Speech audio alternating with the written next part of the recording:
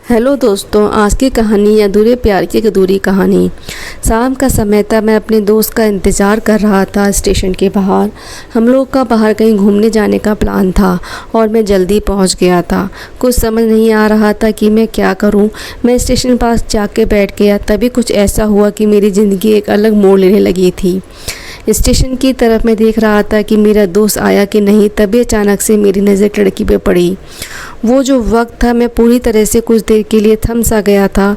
मैं सब भूल गया था कि मैं कहाँ हूँ, क्यों हूँ। बस मेरी आंखें उस लड़की की तरफ से हट ही नहीं रही थी और इस तरह से मैं उसे देखता ही जा रहा था। उसकी मासूम चेहरा, उसकी छोटी छोटी आंखें, उसके मासूम से चेहरे पर मासूम सी उसकी हल्की हंसी, जैसे मानो कोई परी हो। वह उसे देख पहली नज़र में मानो दिल को कुछ होने लगा था। क्या वो प्यार था? मुझे नहीं पता। बस दिल बोल रहा था कि मेरा दोस्त कुछ देर बाद आए या ये वक्त रुक जाए। मुझे उसका नाम जानना था। उसके बारे में बहुत कुछ पता करने को दिल कर रहा था, लेकिन कैसे करूं ये समझ नहीं आ रहा था। जब कुछ समझ नहीं आया तब मैंने बस भगवान से प्रार्थना किया कि मुझे लड़की मेरी ज़िंदगी में चाहिए।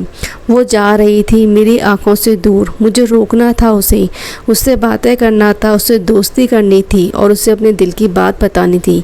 लेकिन कैसे? यही सवाल बस बार बार मेरे मन में आ रहा था और मुझे बेचैन किए जा रहा था। मैंने फिर सोच लिया कि मेरी आंखों से दूर होने से पहले मुझे इसका नाम पता चल जाए तो मैं उसे अपना बनाऊंगा और शायद भगवान ने ही उसे भेजा होगा मेरे लिए, ये मैं समझूंगा। तभी भगवान ने चमत्कार कर दिया।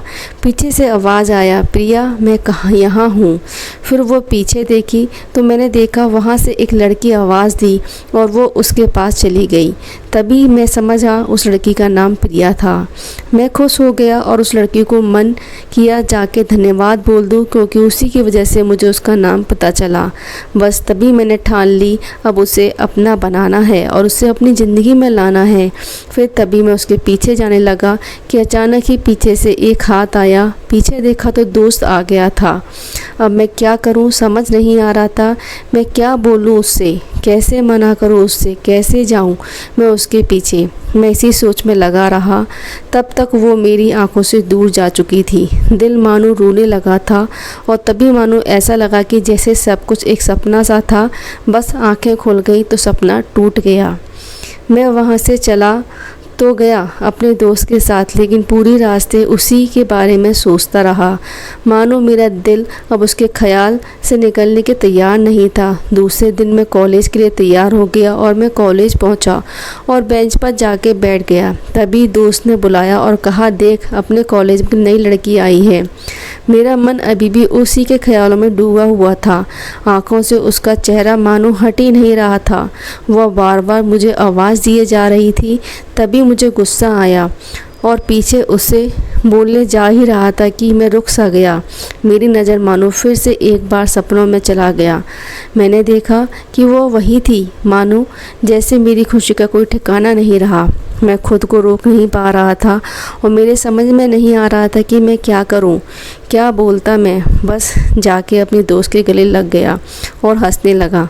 तभी पता चला वही वह नई लड़की थी जो कॉलेज में आज पहले दिन आई थी। मैं तो मानो हवा में उड़ने लगा। फिर मैंने एक दिन अपने दोस्त को बताया कि ऐसा ऐसा है। उसने कहा जाके बोल दे उससे अपने दिल की बात। लेकिन मैं डरता था कि वो क्या कहेगी, क्या लगेगा उसे। यही सोच के मैं हमेशा रुक जाता था और मैं सोचने लगता था कि कहीं वो मेरी बातें सुन के मुझसे दूर ना हो जाए। मैं उससे दूर नहीं होना चाहता था।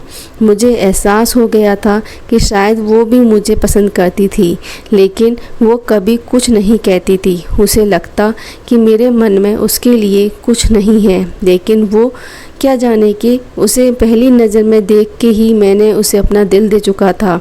दिन बीतते गए। हम लोग एक अच्छे दोस्त की तरह साथ रहते और बातें करते थे, लेकिन न कभी मुझे हिम्मत हुआ उससे कुछ भी कहने का। और ही उसे वक्त बीत गया और हम लोग की पढ़ाई पूरी हो गई, लेकिन मेरे दिल में उसके लिए अभी भी पहला और आखिरी प्यार था और शायद उसके लिए भी। और इस तरह से हमें सबको अलग अलग कंपनी में जॉब लग गई थी। तभी बस एक दिन मैंने सोच लिया कि अब बस मैं उससे कल जाके दिल की बात बता दूंगा। मैं अगले दिन सुबह उठा और मैंने उसे फ़ोन किया।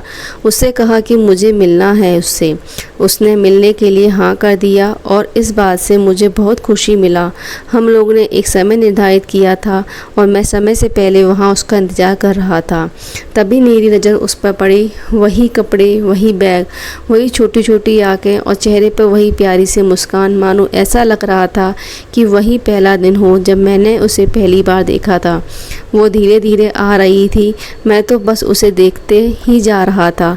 फिर वो पास आती है, फिर वो मेरे सामने बैठ जाती है। तभी बस मैंने उससे कहा कि मुझे कुछ कहना है उससे। फिर तभी उसने भी कह दिया कि मुझे भी कुछ कहना है तुम्हें। मैं खुश हो गया। मुझे लगा कि आज वो भी अपने दिल की बात बोल देगी। फिर मैंने उससे कहा दिया कि तुम पहले बोल दो।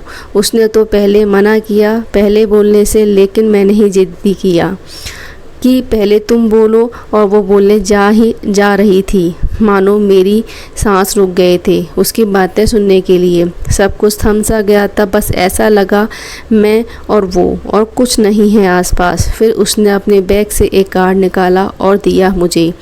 वो जो पल था वही पहला पल जब मुझे लगा कि मेरा सपना था और सपना टूट गया।